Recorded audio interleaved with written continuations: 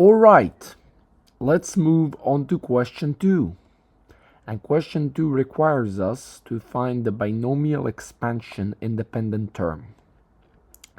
So in order to find the term independent of x, we need the general term and the power of x as well as the set component of being equal to 0, and we need then to finally compute the coefficient.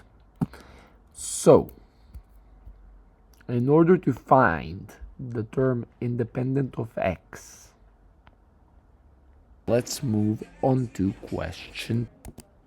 We need to present the general term 6 choice r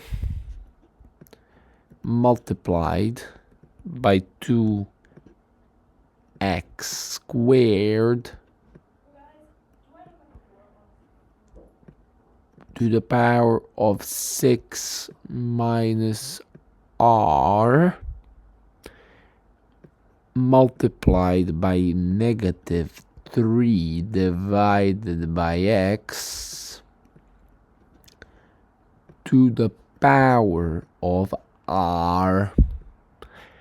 And then we have the power of x, so x to the power of 12 minus 2r minus r is equal to x to the power of 12 minus 3r, and we need to set the exponent equal to 0, hence we have 12 minus 3r equal to 0, and r is therefore equal to 4. Now we need to compute the coefficients, so 6 choice of 4 times 2x all squared, 2x squared all squared, pardon, multiplied by minus 3 divided by x to the power of 4, which translates into 154 x to the power of 4 times 81 divided by x to the power of 4, which is equal to 4,860. And that is all we need to do for question 2 in order to score full marks. Alright, ladies and gentlemen, let's proceed on to question 3, which is about transformations. So in question 3, part A, we have the following function. So we have y equals f of 3x plus 2, and we are supposed to see what happened here. So first of all, we have a horizontal compression by factor of 1/3, followed by a vertical translation by 2 units up.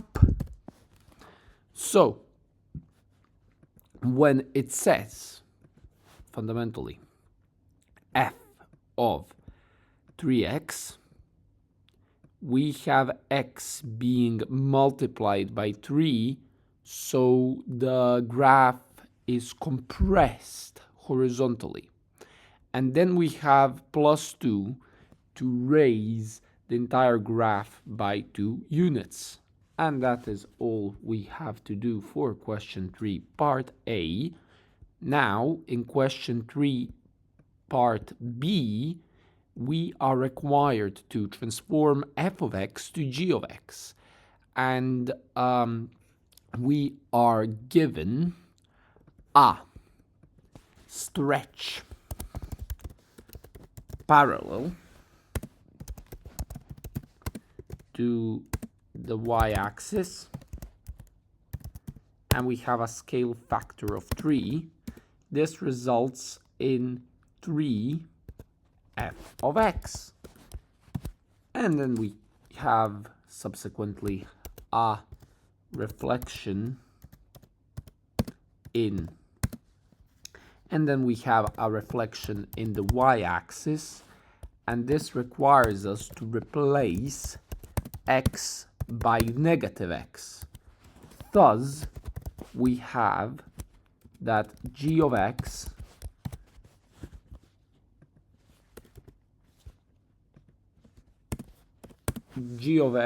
is equal to 3f of negative x. And this is all we have to do for question 3.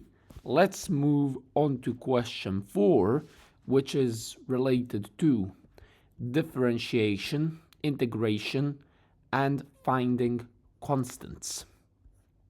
All right, let's move on to question 4.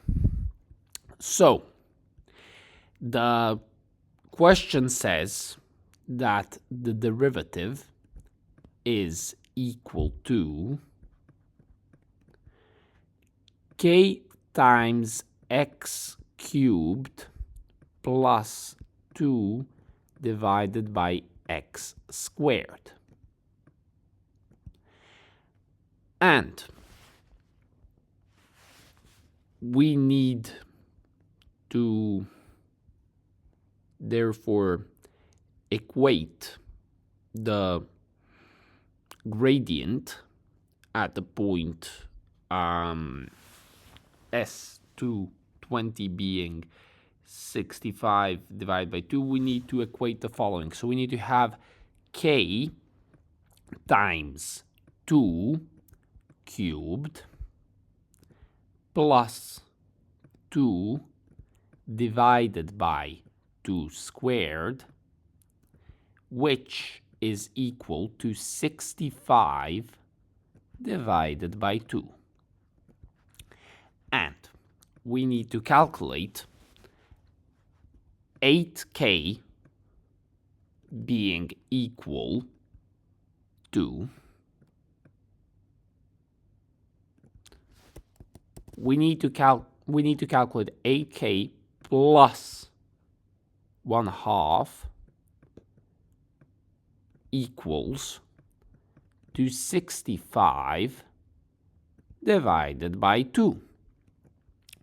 And we need to multiply everything by 2 in order to get 16k plus 1 equal to 65.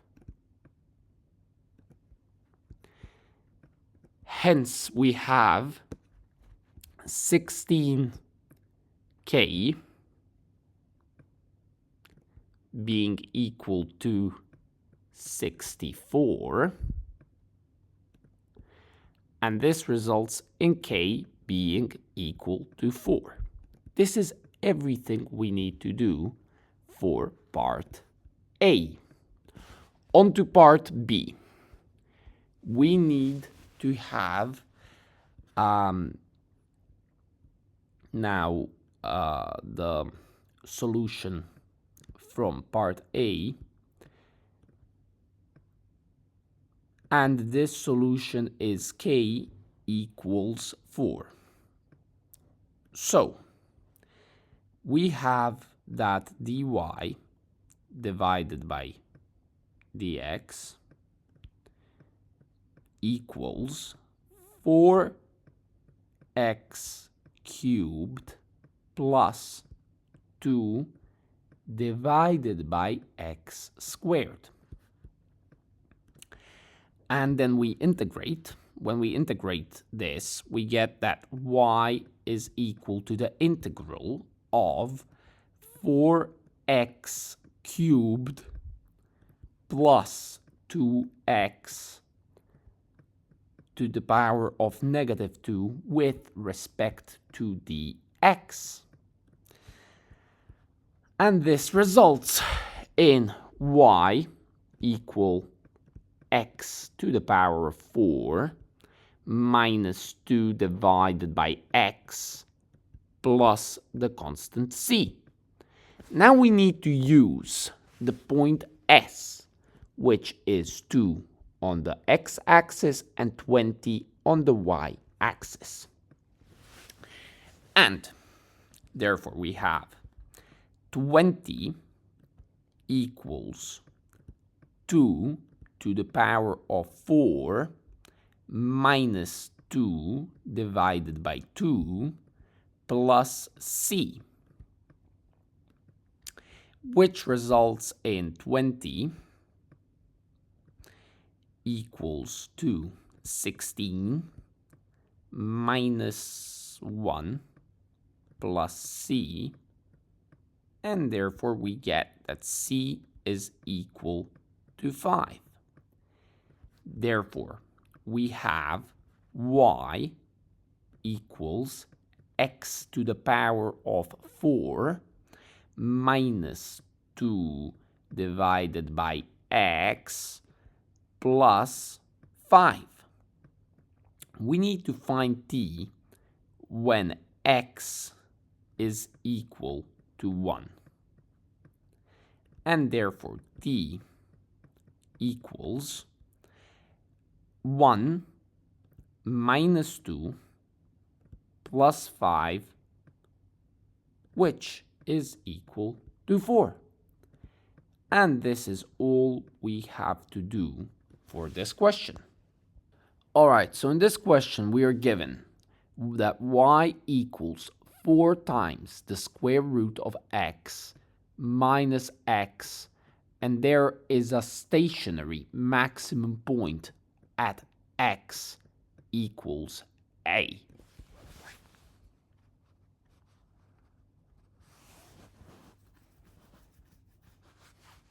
So,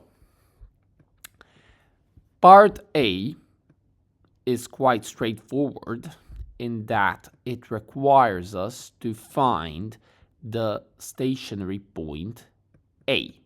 So, in order to find A, we need to get the derivative, dy equals dx, which is 2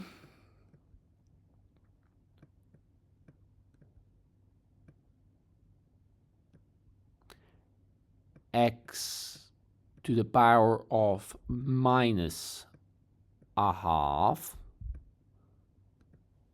minus 1, and we need to equate this to 0. So when dy over dx is equal to 0, we have the following. We have 2x to the power of negative 1/2 is equal to 1. And therefore we have that x to the power of minus a half is equal to 1/2. And this can be rewritten as 1 over the square root of x, that is equal to 0.5 times, divided by 1. We cross multiply, we get that the 0.5 square root of x is equal to 1. This means that x is equal to, the square root of x is equal to 2, and therefore x is equal to 4, which means consequently that a is equal to 4. And this is all that we have to do for question 5, part A. Part B, we need to find the expression for the area. The curve is above the x-axis between 4 and 16, and as a result, we have the area being equal to the integral between 4 and 16 of 4 square roots of x minus x times minus x close bracket dx. And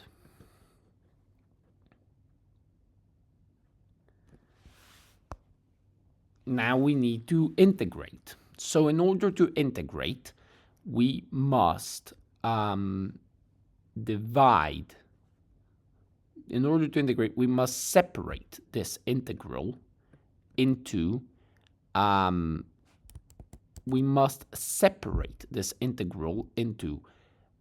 the integral of 4x to the power of 1/2 dx minus the integral of x times dx minus the integral of x dx. So now we have to calculate this whole thing, and this will start by us evaluating the integral of 4x to the power of 1/2 dx, which is essentially 4 times the 2/3 times x to the power of 3/2, which is equal to 8/3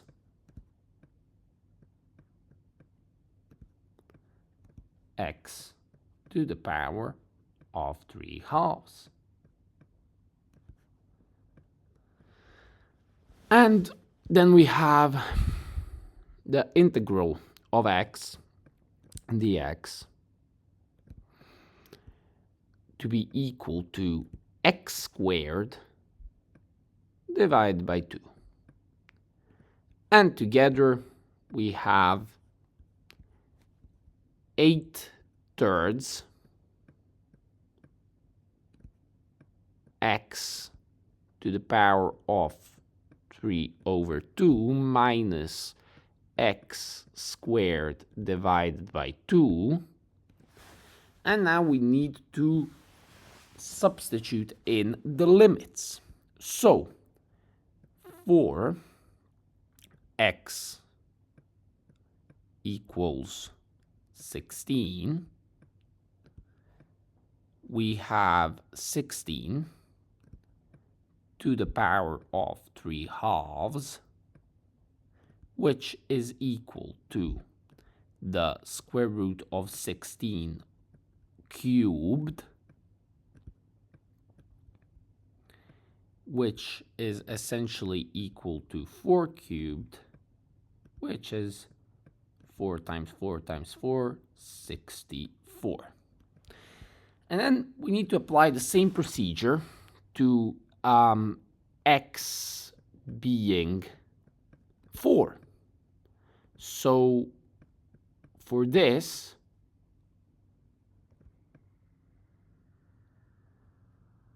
we have 4 to the power of 3/2 equals square root of 4 cubed, which is equal to 2 cubed, which is equal to 8. And then we have 8 divided by 3 times 8 minus 4 squared divided by 2, and this is going to be equal to 64 divided by 3 minus 8. And then, finally, we need to subtract in order to calculate the area. So, we have 512 over 3 minus 128 minus 64 divided by 3 minus 8.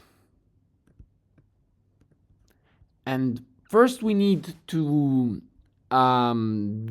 deal with the fractions. So we have 512 minus 3 divided by 3 minus 64 divided by 3, which is equal to 448 divided by 3. And then we have the following numbers. Minus 128 plus 8 being equal to negative 120. Hence, we have the area being 448 divided by 3 minus 120. And we need to somehow make 120 to be a fraction with a denominator of 3. And we're going to achieve this by making 120 equal to 360 divided by 3. So, in order to get the exact solution, we need to calculate the area by having 448 minus 360 divided by 3, which is equal to 88 over 3. Hence, our final answer is that the area between the curve and the x-axis equals 88 thirds. Perfect. That's all we have to do for question 5. Let's do question 6 now. So, the function f is defined by f of x being equal to 3 sine x plus 2, and the domain is between 0 and 2 pi inclusive. So, part A demands that we sketch the graph of f of x. We're going to start with the good old XOY plane. And what we are going to do here to sketch this curve, we need to have the appropriate scaling and the appropriate values on each of these axes. So we have 1, 2, 3, 4, and finally 5. And we can have a -1 down here. Then here in radians, we need pi divided by 2. Then we need pi. Then we need 3 pi divided by 2.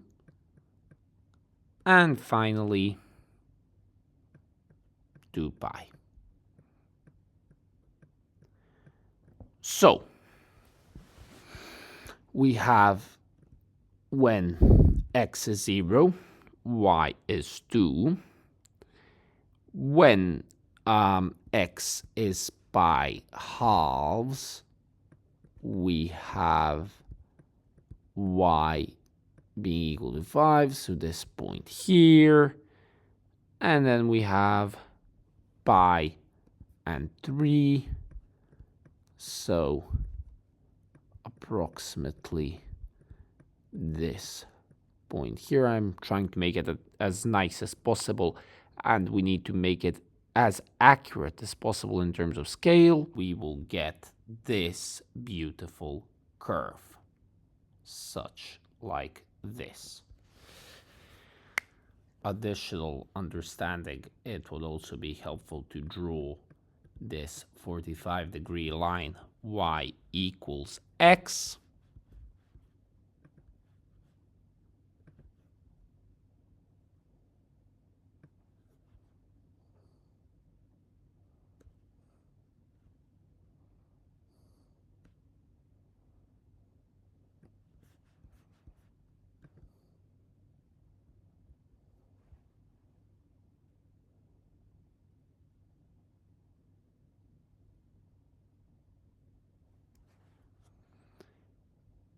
And for the next steps that are about to come in the question, i.e. in the following part questions, it will be helpful for these equations to illustrate this graphically, and therefore these points of intersection are our solutions to the following equations. So on to question part B. It says hence. So we are supposed to exclusively find a solution based on what we have in part A.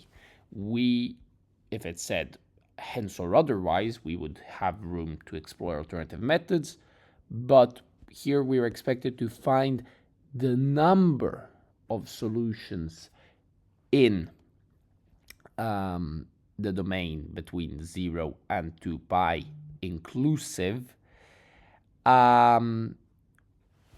in the first part of question B. So question B part 1, we have 3 sine x plus 2 equals to x. So this is the only solution here that corresponds to this one. Therefore, we only have one solution for B part 1. And then it's helpful that we drew the line y equals 5 minus x, because for part B, part 2, BII, we have the points of intersection being clearly displayed to us when we draw how these two functions intersect. And here we have 1, 2, and 3 solutions to this equation. Hence, the final answer for BII is that there are 3 solutions, as there are 3 points of intersection.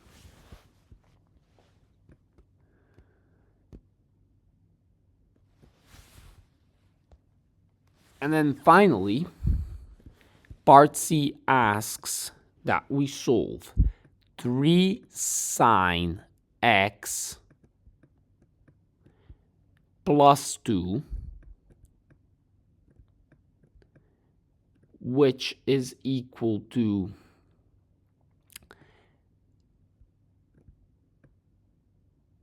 5 cos x squared minus 1, and we have the domain between 0, x should be between 0 and 2 pi, inclusive. Therefore, the steps are to use the identities that we know, and we know that 5 cos x squared minus 1 is equal to 5 times 1 minus sine x squared minus 1. And when we tidy this up, we get 3 sine x plus 2, which is equal to 4 minus 5 sine x squared. And then we need to get all of the unknowns on one side. So we have 5 sine x squared plus, actually mathematically it's most precise to say that we need to subtract 4, and we need to add 5 sine x squared, which results in terms of the unknowns, we have 5 sine x squared plus 3 sine x minus 2, we know minus 2, and then we have equal to 0. And this is now in the form of a quadratic equation, so it can be factorized in the following way. We have minus and plus make a minus. Therefore, in order to factorize, we have 5 sine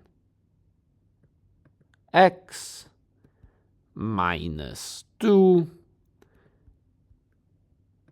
and then we have sine times sine of x plus 1, and therefore we have the following solutions.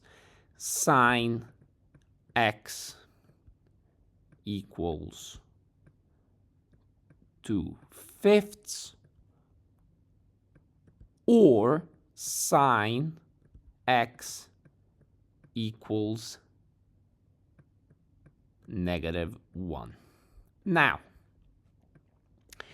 we need to find all of the solutions in the relevant domain, as stated in the question. So we have sine x equals -1,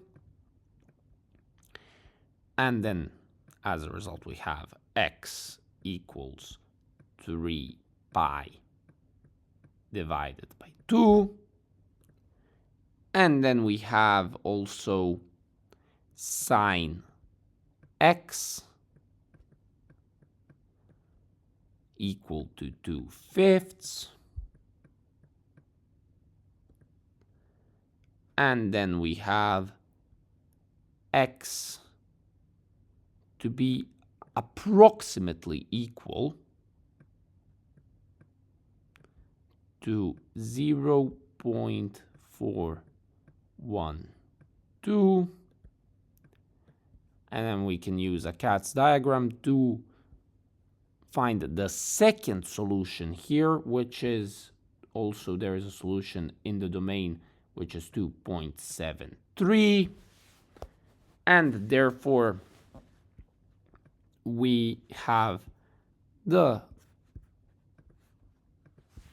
final answer being x equals 0.412, 2.73, and last but not the least, 3 pi divided by 2. This is all we have to do for question 6. All right, ladies and gentlemen, dear friends, let's proceed on to question 7, which is one of these tricky circle questions, but we're going to do them systematically, and we are going to go through each part question in depth for understanding and to achieve full marks. So we have the point P, x1, y1, and we have point Q. And then we have point x7, y11. And with circle questions, it's always good to draw the situation. So we need to plot these points. We have 1, 2, 3, 4, 5, 6, 7, 8, 9, 10. Let's extend the y-axis a bit. And here we have 11. And then on the x-axis we have 1, 2, 3, 4, 5, 6, 7. So the relevant points here are 1 and 1. So we have this point here, which is the point P, 1, 1. And then we have this point here, which is Q, and we have 7 and 11. So now PQ, let's draw a neat straight line connecting the point P and the point Q. This is the diameter of our circle. And we need to find now the equation of this circle C, which has the diameter PQ. So in terms of the circle, it's going to look something like this. In order to find the equation of the circle, we need to first identify the center of the circle, which is the midpoint of this line PQ of the diameter. And this is going to be x and y, which we are about to calculate.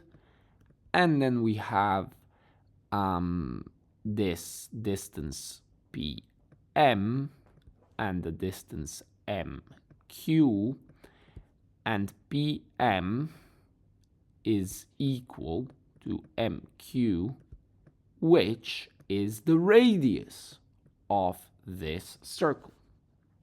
So we need to find the midpoint here.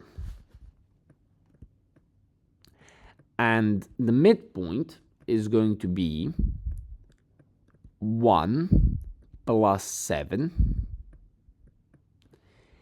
And we're going to divide this by 2.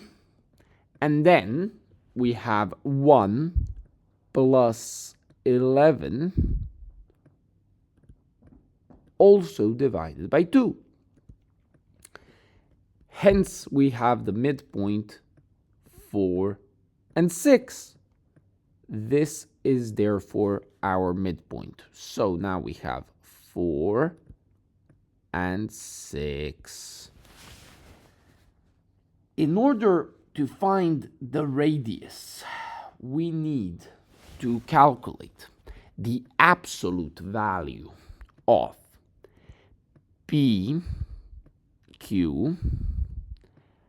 and this is going to be the square root of 7 minus 1 squared. We're going to apply the formula that we already know, plus 11 minus 1 squared, and this is equal to the square root of 36 plus 100, and then we have the square root of 136, and then we have 2 square roots of 34 in exact third form. So the radius, therefore, is going to be a square root of 34.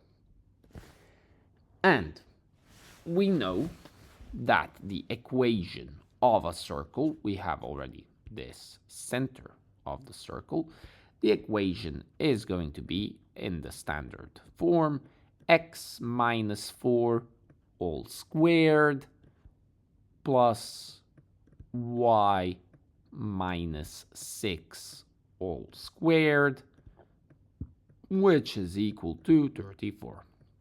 This is all we have to do for question part A.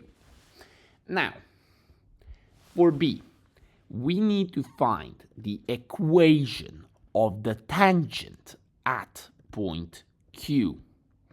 So what we are looking for here is this tangent to the circle here. So, in order to find the equation of this tangent, we can observe that this tangent at point Q is a normal to the radius. So this line is a normal to the radius MQ at this point Q. So, in order to find the gradient of the radius MQ, we need to get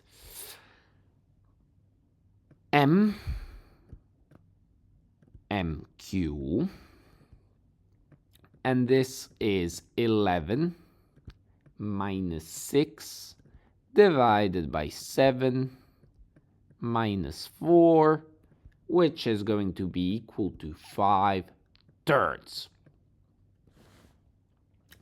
And then we have the gradient of the tangent to be equal to,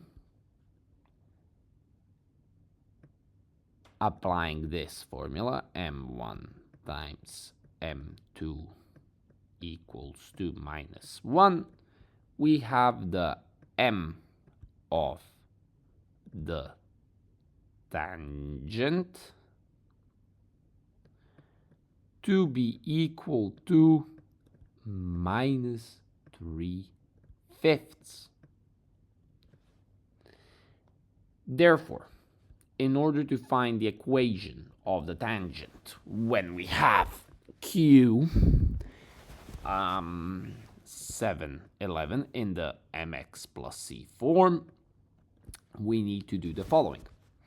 Y minus 11 is equal to minus 3/5 times x minus 7. And then we have y equals minus 3/5 x plus 76 divided by 5. And this is our tangent. This is all we need for question 7, part B. All right. Now, in part C, we need to find the intersection of tangents at Q and R. So, here we also have that x is equal to 7. We don't know why is at this point, but somewhere here we have the point R, and therefore, in order to solve this question the easiest way possible, now, sorry for the drawing being inaccurate, let me try to fix this slightly. So we need to draw it such like this. We have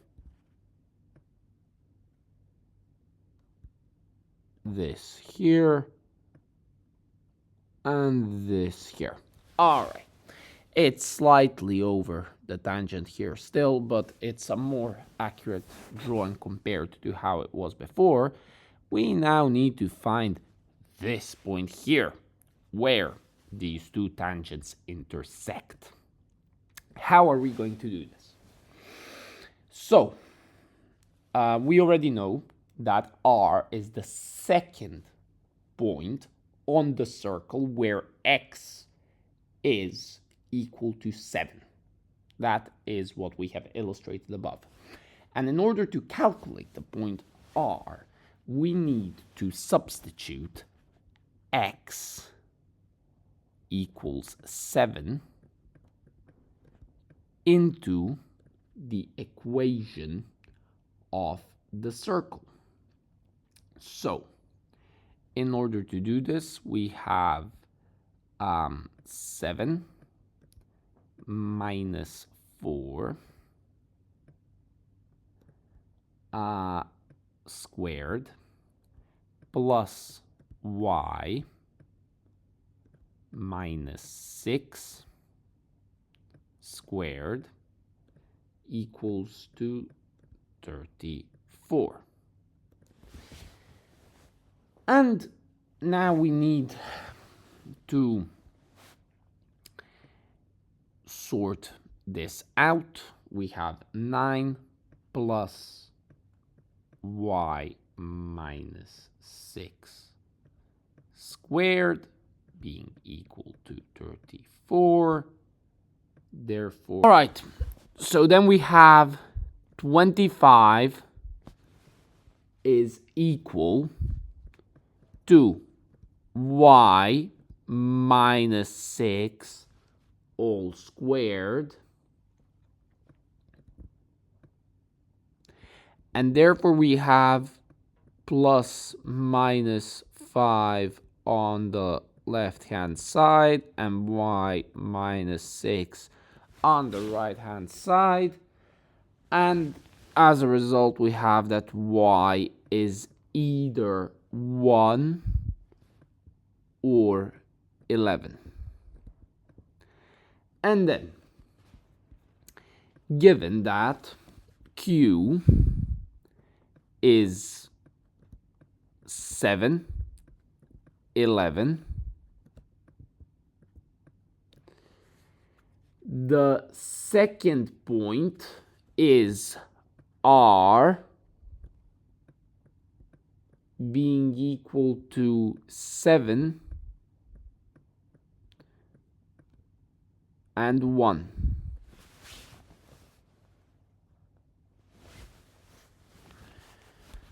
And then tangent at r, so here tangent in r,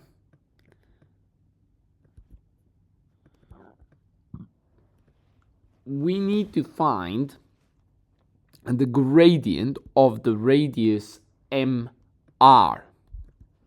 In order to calculate this, we need to subtract 6 from 1, and then the denominator is 7 minus 4. And therefore, we also have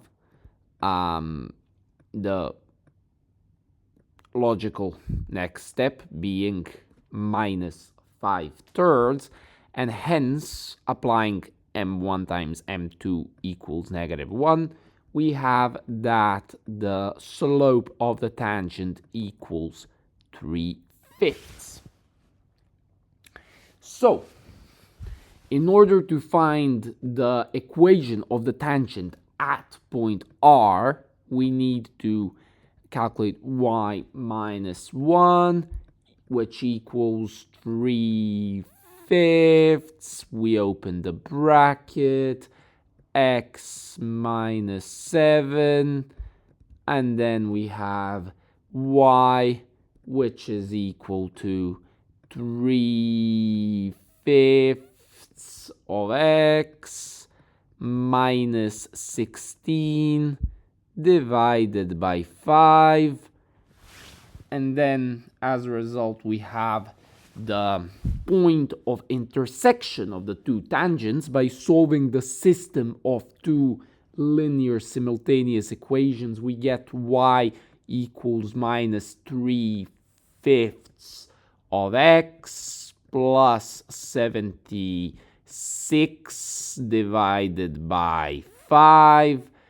And then we have y equal to 3/5 of x minus 16 over 5. We make them equal, and this results in 6/5 of x equals to 92 divided by 5. When we place minus 3/5 of x plus 76 divided by 5 equal to 3/5 of x minus 16 over 5, it simplifies down to this form, and therefore we can conclude that x is equal to 46 divided by 3. And then we substitute this back into like any of these equations, and we will get that y is equal to 6, and therefore our final answer to this question is 46/3 on the x-axis and 6 on the y-axis, and this is all we have for question 7. Alright guys, so in part A, we need to show that a squared minus 10ac plus 9c squared is equal to 0. So, step number 1 is, what is the condition for the geometric progression in relation to this question?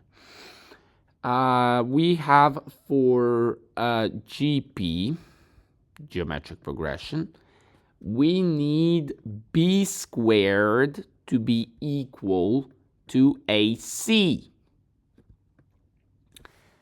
And then for an arithmetic progression, we need b minus a to be equal to negative 3c minus b. And then when we tidy this up, we get 2b to be equal to a minus 3c. And then this translates into b to be equal to a minus 3c divided by 2. Now, the next step is to substitute the expression for b into the condition for the geometric progression. So to fundamentally connect these two conditions, we're going to do this in the following way.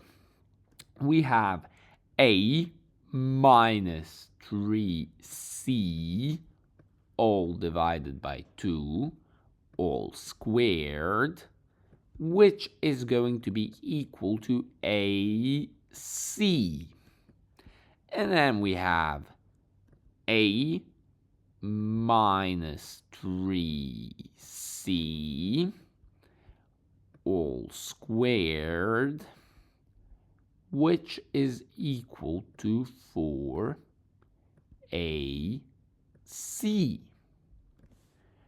And then we have to develop this.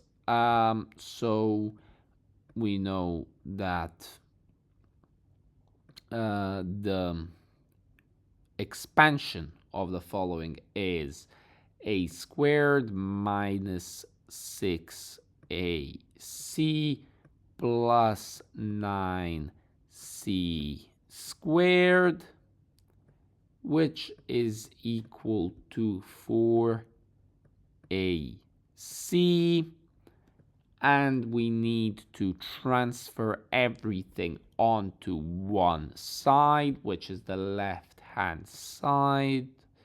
And this is a squared minus 10ac plus 9c squared equals to 0 q E D. So we have proven what was asked to be demonstrated, to be shown in this part question. All right, so in question B, we need to find the exact sum to infinity of this GP. So we have that A is 9 and the C is taking the lower solution. So the first step is to find C. We need to take one of the equations from A and to substitute in A equals 9. So we can, when we do this, we can, for example, have 81 minus 90c plus 9ca.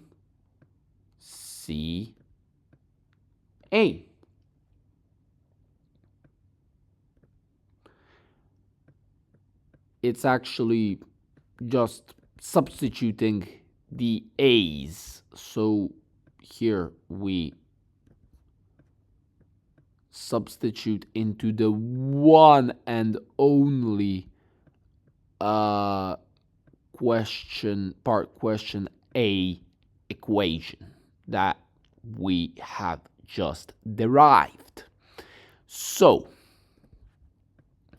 the next step is we need to divide by 9. And this is going to result in c squared minus 10c plus 9. And this is equal to 0. And then we need to factorize. So when we factorize, we have c minus 1, and then c minus 9. So these two, when multiplied, they give us plus 9. When combined, they give us minus 10. And this is equal to 0. So the solutions are C1 or C9. These are the two solutions. But because in this particular question we have the condition that C takes the lower solution, we're going to take C equals 1, because out of these two, the former is a lower solution compared to the latter. So we need to find R. So in this geometric progression, we have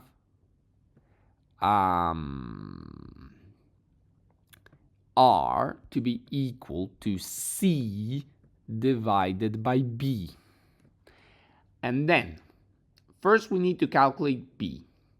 We take the positive value. Now we have B squared, but we take the positive solution because in this case the terms are positive.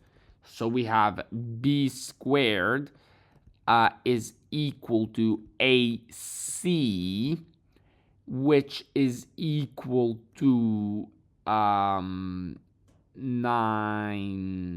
times 1, which is 9. And then we have B to be equal to 3. So we have concluded as a result that there is now our value for C and our value for B, and hence R is 1/3. Now, we know the formula for the sum to infinity. The sum to infinity is A divided by 1 minus R. And then we have 9 divided by 1 minus 1/3. This is going to result in 9 divided by 2/3. And we have 27 halves. This is all we need to do for this part question. Good job. So now we move on to part C. And part C requests that we find the sum of the first 20 terms of the arithmetic progression. So the arithmetic progression has the first term A equal to 9, and we have the second term, which is B, equal to 3. Therefore, the difference is D, B minus A, which is 3 minus 9, which is equal to -6. And therefore, as a result, we have the formula for the sum being Sn, which is equal to n divided by 2. And then we have the first bracket, 2a plus n minus 1 multiplied by d. And we sub in n equals 20. And when we substitute in n equals 20, we get S20 to be equal to 20 divided by 2 times 18 times 19 multiplied by negative 6.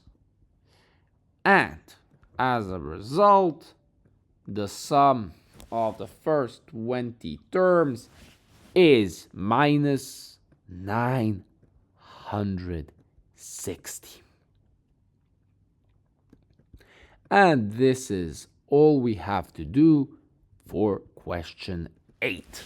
Right, let's move on to question 9, the penultimate question. It's been a really interesting paper, and we are getting towards the end.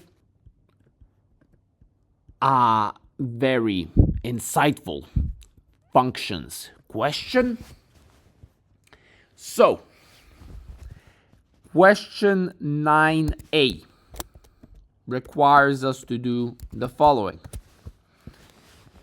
We have now a function f being defined as f of x, and then we have this thing. And basically, what part A requires us to do is to find f of x and to determine, pardon, not f of x, but f prime of x, and to determine whether f is increasing or decreasing. All right, so this is a classical question, straightforward. We need to first of all rewrite this expression into the form of indices, which we're going to do in the following way. We have 4 times 3x minus 6 all to the power of negative 2 and plus 3x minus 6 to the power of negative 3. Then to differentiate, we need to use the chain rule.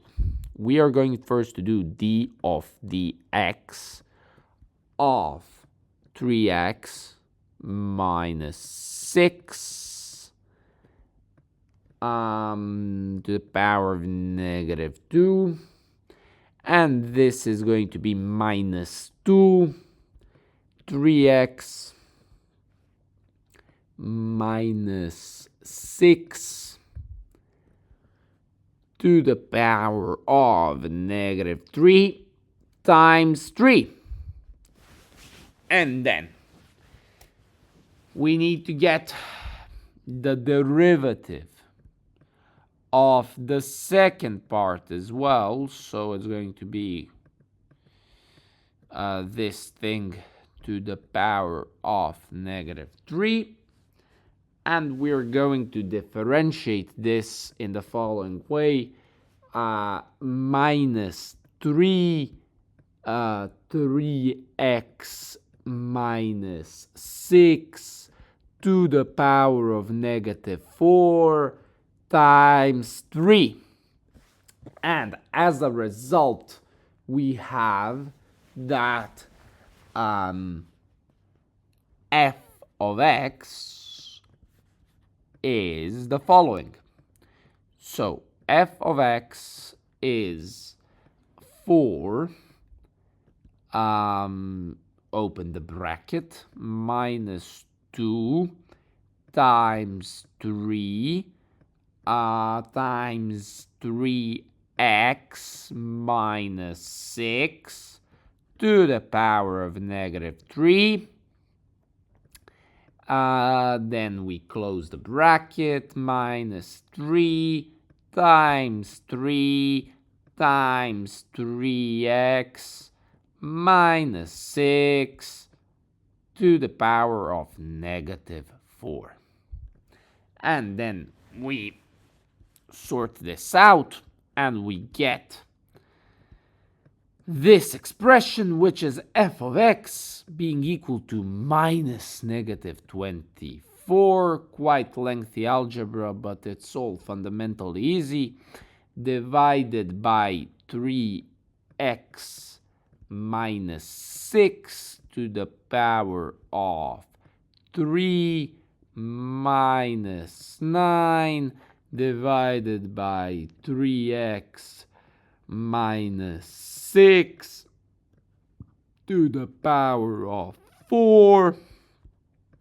Then we have the common denominator, which is going to be f of x equal to negative 24 times 3x minus 6 minus 9 divided by 3x minus 6 to the power of 4. And then we have this as minus 72x. We just multiply the following and we get plus 144 minus 9 divided by 3x minus 6 all to the power of 4.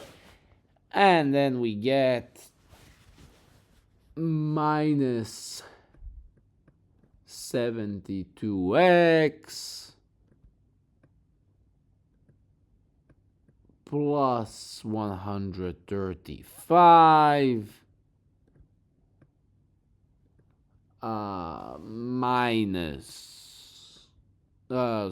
divided by 3x minus 6 to the power of 4, which is equal to negative 9 times 8x minus 15, close the bracket, divided by 3x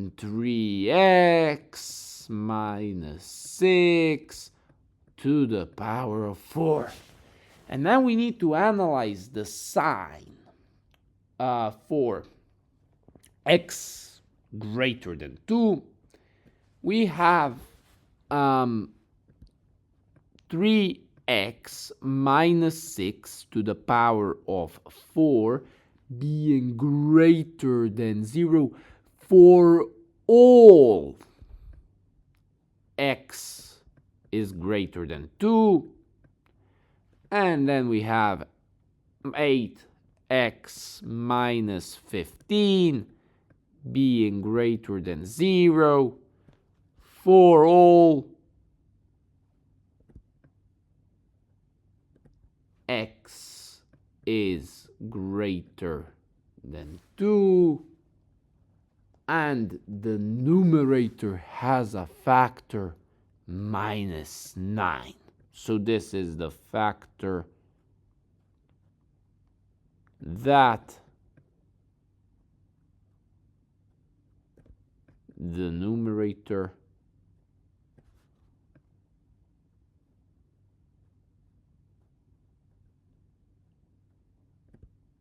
has. All right. That is why, hence,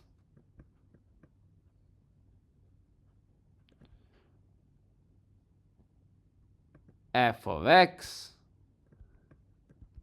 is less than 0 for all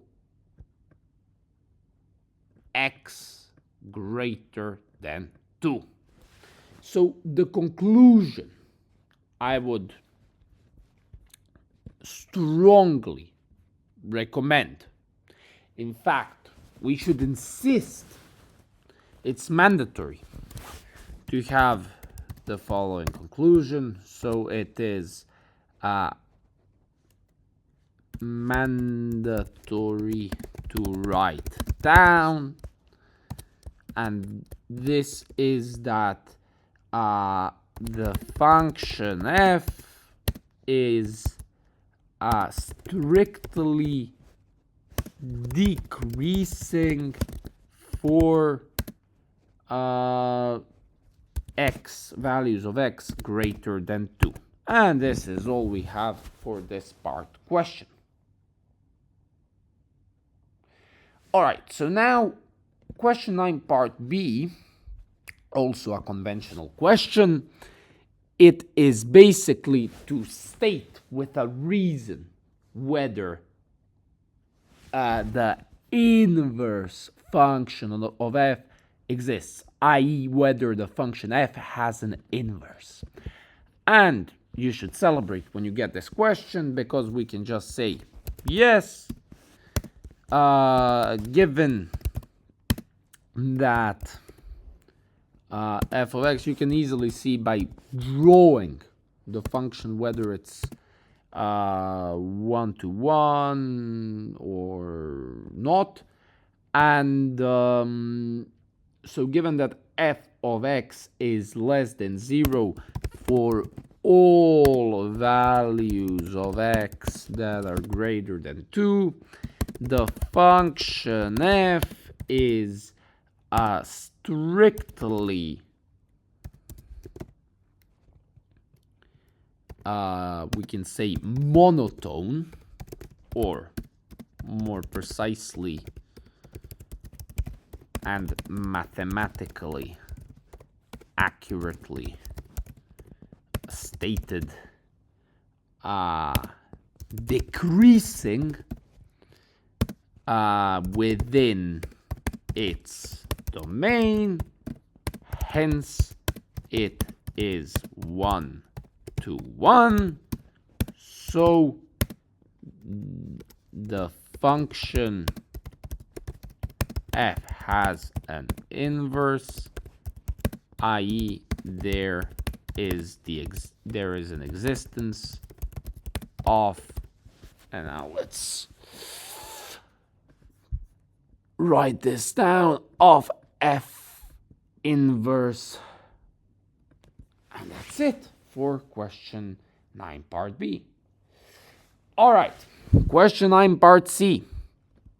These questions really, I did mine back in the day in May, June 2023, my AS, and oh my goodness, that paper came straight out of Satan's sewage.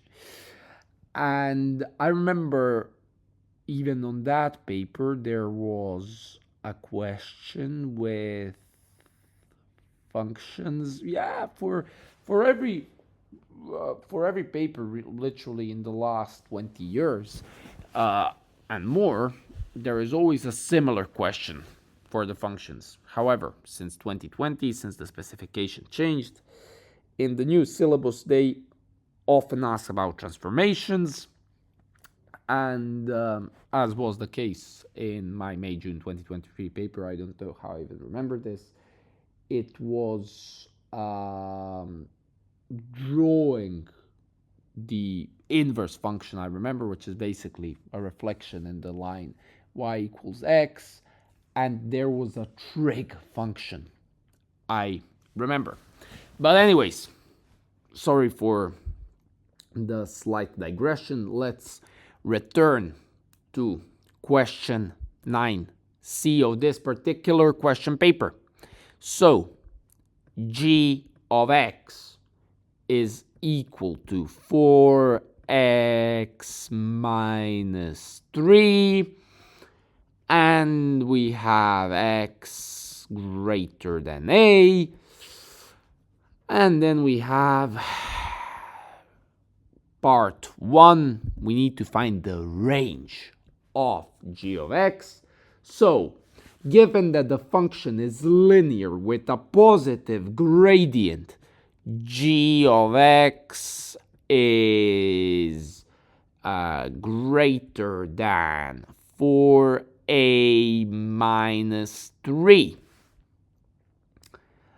And then part 2 asks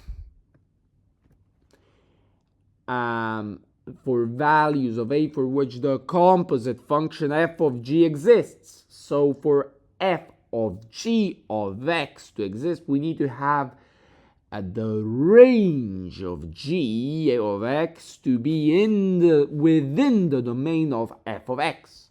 So the domain of f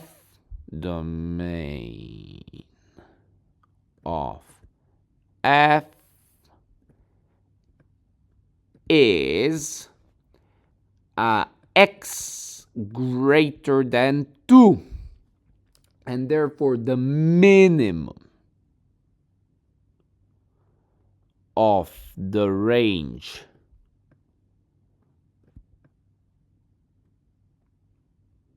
of g is 4a minus 3, and then we have 4a minus 3 greater than 2, and this is going to be 4a greater than 5, and therefore a is greater than 5/4. And this is all we have to do for question 9. And I wanted to say, I actually really love this module. Pure 1 and Pure 3 is also fascinating. Hopefully, with God's will, we will be doing soon the paper 3 of October-November 2025. And I also wanted to say, now that I mentioned the P1 from May-June 2023, sorry for the slight irrelevant digression. However, I hope you will find this helpful. I have prepared, inspired by that paper, an even more difficult paper, which is perhaps the most difficult P1 paper a candidate could get. Actually, it's impossible to get that level of difficulty in an exam, but just for the sake of practice, if you can complete that paper 1, not the May-June 23 one, I mean, that one, it was hard as hell in exam conditions. And yes, I love the P1 content, but that paper was really too much. But if you guys thought that was too much, wait until in one of the subsequent videos if you want, write in the comment section. I will go through the hardest P1 paper I have come up by myself. So that paper is absolutely the hardest questions within the P1 module that one could get. It's impossible. Rest assured, thankfully it's impossible to get that level of difficulty in an exam. But if you want, I have prepared this paper last year in 2024. I called it the 9709 P1 hardcore paper. So we can go through that one together, and I'll also make these hardcore papers for other modules such as Pure 3, such as mechanics, such as statistics. I love this stuff, guys, and I love you too, and I know how hard this can be. We love this subject content, but it's a matter of work, sitting and working through the problems, and then it becomes automatism. And I'm here to support you in any way I can, because you're really doing a fantastic job. I'm proud of you. I'm happy for you, and I'm sure you're on the right path. You've got this. Just keep on working hard, and you will achieve amazing success. All right. Without any further ado, sorry for the waffling. Now we are going to go on to question 10, which is the final question in this question paper. I know we got a bit relaxed now with this talk towards the end, but let's not count the chicken before they come to roost. Let's finish question 10 in the best and strongest fashion ever. Let's go, my dear friends, ladies and gentlemen. I love you all. All right, my dear ladies and gentlemen, we have arrived at the final question 10. Overall, it's been a really nice and interesting paper. It's been moderately difficult, so not like the hardest, not the easiest, nor the easiest. It's been a good paper, but stay tuned. If you made it this far, really big respect for you guys. You're the real ones. Because at the end of question 10, I'm going to reveal my predicted grade thresholds for this paper.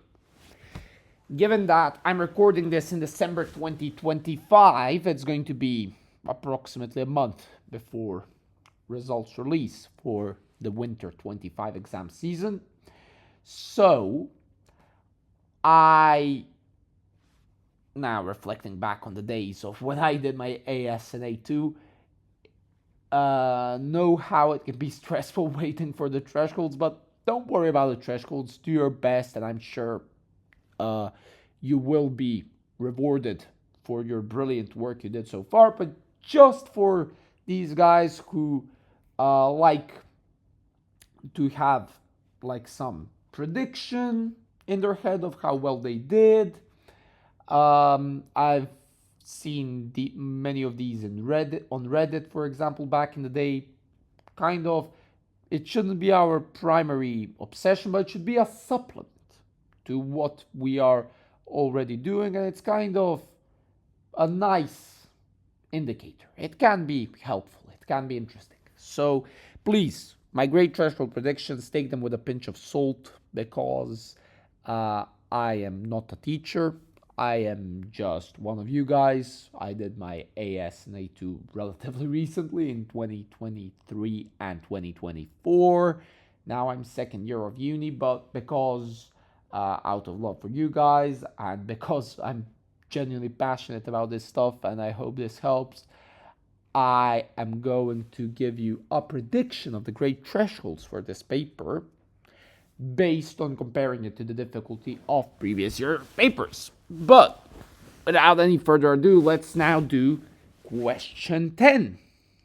Before we proceed on to question 10, I must offer my deepest gratitude to the amazing people who uploaded these work Google Drive, thus making this video possible, and also to all of the great people in the WhatsApp community for A Level Maths October-November 2025. So if you haven't, I would warmly recommend joining this WhatsApp chat, and also you have the Google Drive link in case you want the full PDFs, and I hope you'll find this helpful. Really, these people are amazing and they are very helpful. So my big love and respect goes to these brilliant young people. All right. End of the line. So, in this question, which revolves around circles and geometry, we have a kind of a big circle with a center C and a radius S, and then we have BD is of length S, and then we have a smaller circle with a center A with the radius R, and it also goes to C, The circles intersect at B and at D, and the shaded area, this area here, is between the arcs. So, we need to show in part A that S is equal to square root of 3 times R. So the key idea is that B and D, they lie on both circles. Hence, we have AB, which is equal to AD, which is equal to R. And then we have CB being equal to CD, which is equal to S. And in the triangle AB and D, we have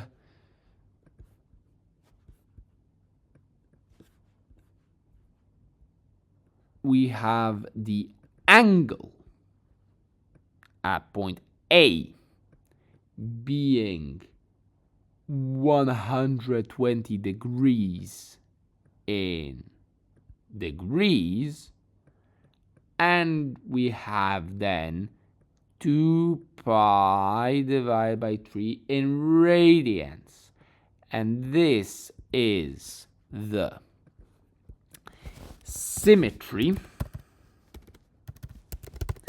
of the intersection of two circles. We can see this in the figure above. So, we have the cosine theorem, the cosine rule, and we can calculate the following.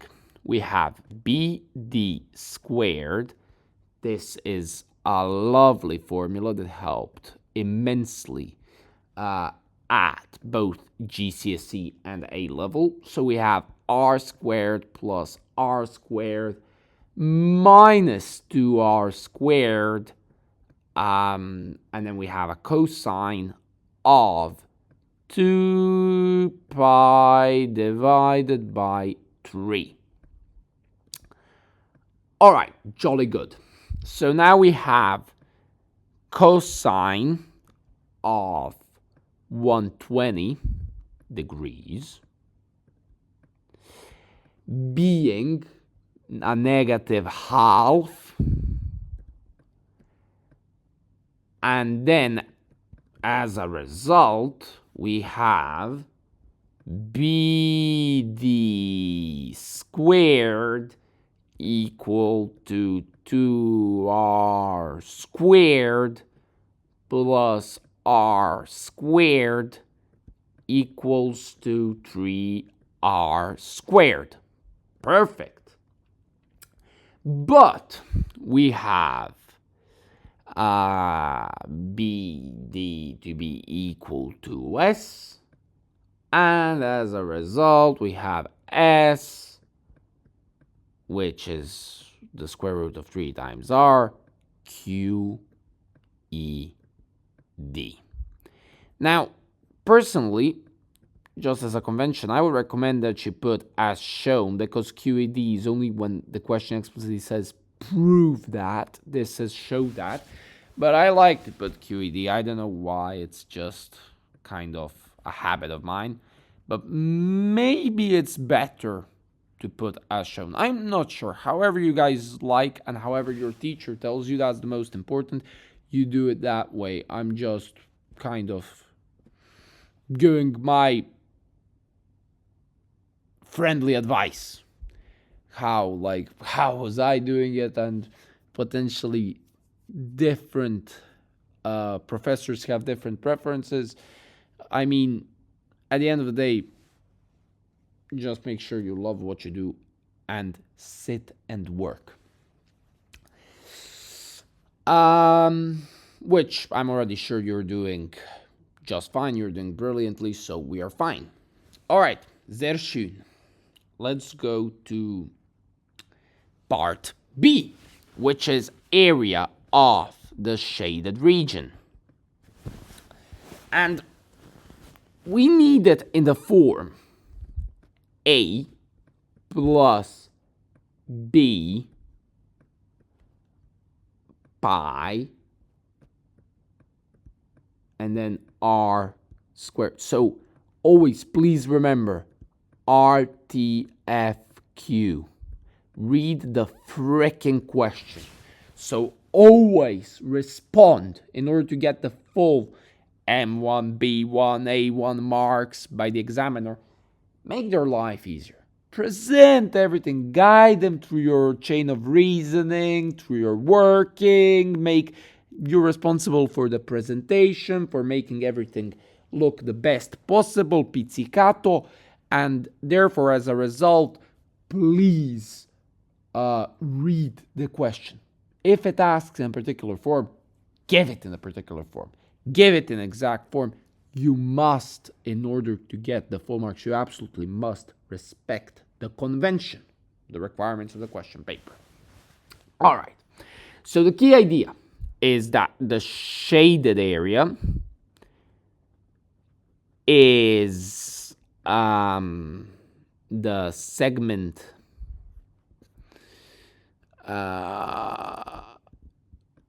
sorry for making this look like somebody wrote it with their legs. So let's write it. The handwriting is easier to interpret and it is nicer when I type. So let's write the segment of the smaller circle. Guys, I actually have good handwriting, but the thing is, sometimes when I'm rushing, it's a bit chaotic, so it's better like this. And as much as I love talking to you guys and to share something which will hopefully be interesting to you, let's stick to the question because I want to make it worth your time. And my priority is to make this useful for you because this is what you came for. So thank you. I'll do my best to explain these questions to the best of my abilities. Minus the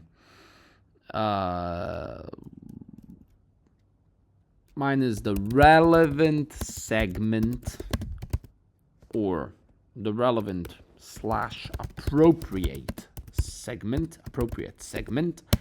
of the larger circle. So, as a result, we have the segment. I promise I will make it more legible this time. All right, this is already quite better. I hope you guys like it. I hope you agree because your happiness and this being useful to you is what's the number one priority. And then we have sector minus the triangle. This is the segment that we need to calculate. So, the segment of the smaller circle with center A, we have the angle being 2 pi divided by 3. All right. Then we have area 1 being r squared times 1/2 times 2 pi divided by 3 minus 1/2 sine of 2 pi divided by 3, and this is now equal to r squared pi divided by 3 minus square root of 3 divided by 4, and now we have the segment of the greater circle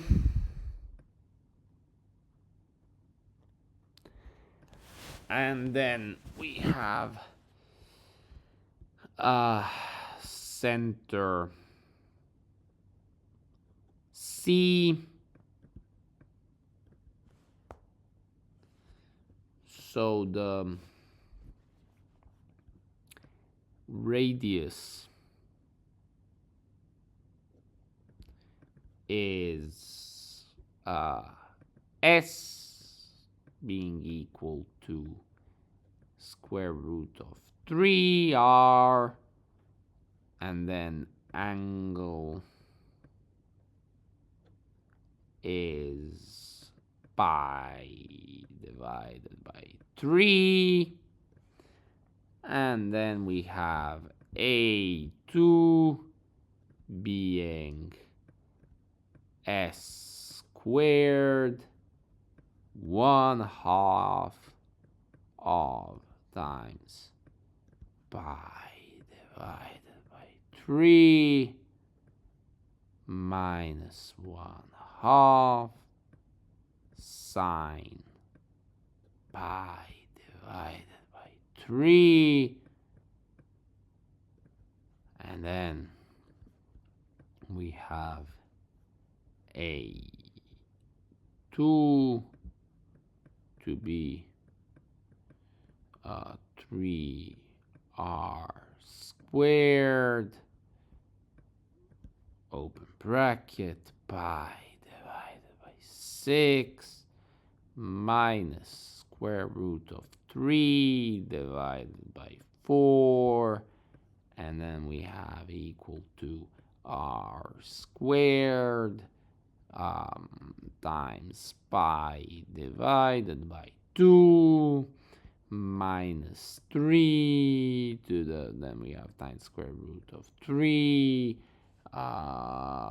divided by 4, and then we have the shaded area finally being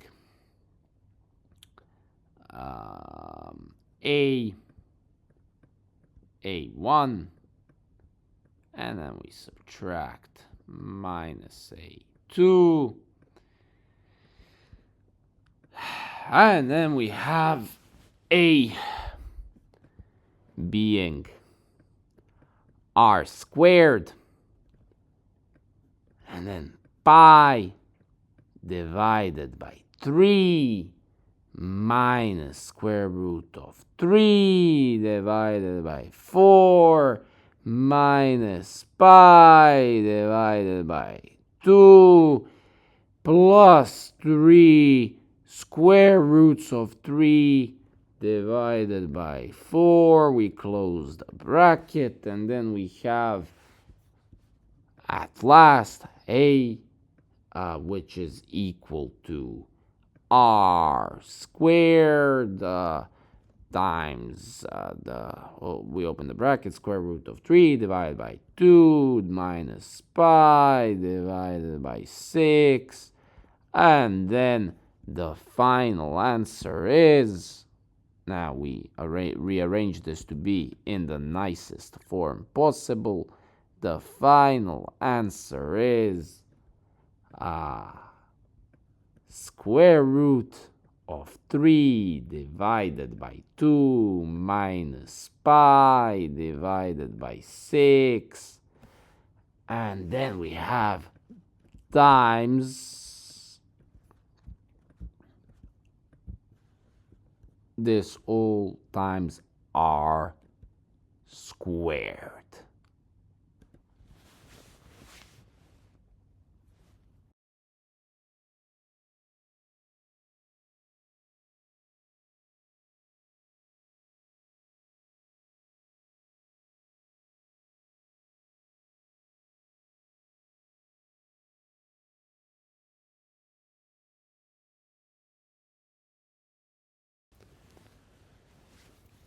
All right, ladies and gentlemen, you made it. We have officially completed 9709/12 of October, November 2025. Now, as promised, I will put the great thresholds.